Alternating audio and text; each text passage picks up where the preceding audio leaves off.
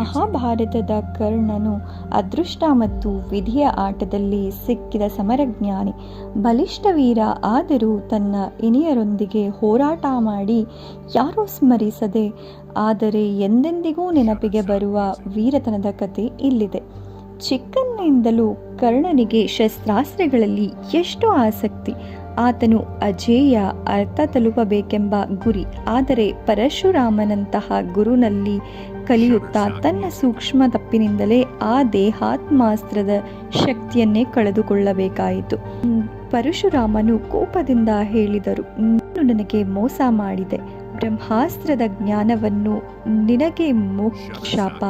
ಇದರ ಬಾಧೆ ಕರ್ಣನ ಬದುಕಿನ ತುರ್ತು ತಿರುವಾಗಿ ಉಳಿಯಿತು. ಬ್ರಹ್ಮಾಸ್ತ್ರದ ಶಕ್ತಿಯನ್ನು ಅದ್ಭುತವಾಗಿ ತಿಳಿದಿದ್ದ ಕರ್ಣ ಈಗ ಬದುಕಿನ ಅತ್ಯಂತ ಕಠಿಣ ಸ್ಥಿತಿಯಲ್ಲಿದ್ದಾನೆ. ದ್ರೌಪದಿಯ ಸ್ವಯಂವರದಲ್ಲಿ ಧರ್ಮವನ್ನೊಳಗೊಂಡ ಹೆಸರಿನಿಂದ ಕರ್ಣನಿಗೆ ತಿರಸ್ಕಾರವಾದರೂ ದುರ್ಯೋಧನನೇ ಅಲ್ಲಿ ನಿಂತು ಆ ಸಮರವನ್ನು ತನ್ನೊಂದಿಗೆ ಕೈ ಹಿಡಿದುಕೊಂಡು ಅಂಗದೇಶದ ರಾಜ ಎಂಬ ಬಿರುದು ಕೊಟ್ಟು ಕರ್ಣನಿಗೆ ತನ್ನ ಸ್ಥಳವನ್ನು ಕೊಟ್ಟನು.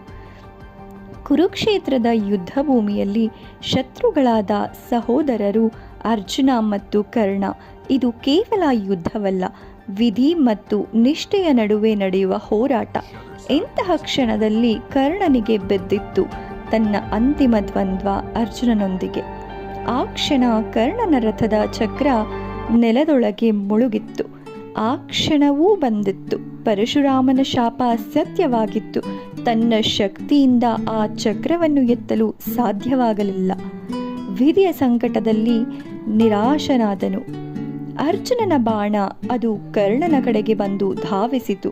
ಅದು ವಿಧಿಯ ಅವಶ್ಯಕತೆ ಎಂದು ಕೃಷ್ಣ ಅರ್ಜುನನಿಗೆ ಸೂಚಿಸಿದ. ಚಕ್ರವನ್ನು ಎತ್ತಲು ಇಳಿದು ಹೋದ ಕರ್ಣ ತನ್ನ ಪರಾಕ್ರಮವನ್ನು ದೃಷ್ಟಿಗೆ ತಲುಪಲೇ ಇಲ್ಲ.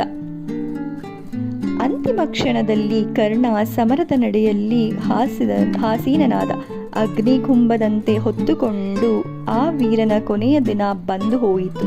ಇಡೀ ಸಮರ ಆತನ ಮೆಲುಕು ಕಂಡು ಬಂದರೂ ಕರ್ಣನಿಗೆ ಬಾಳಿನ ಪದದಲ್ಲಿ ಉಳಿದದ್ದು ವಿಧಿಯ ವಿನಾಶ ಮಾತ್ರ. ಆದರೂ ಕರ್ಣನ ಕತೆ ಬೋಧಿಸುತ್ತಿದ್ದ ಏನೆಂದರೆ, ನಮ್ಮ ಆಯ್ಕೆಗಳು ನಮ್ಮ ಬದುಕಿನ ಪತನವನ್ನೇ ರೂಪಿಸುತ್ತವೆ. ನಿಷ್ಠೆಯ ಬೆಲೆ ಹೆಚ್ಚು ದುಬಾರಿಯಾಗಬಹುದು.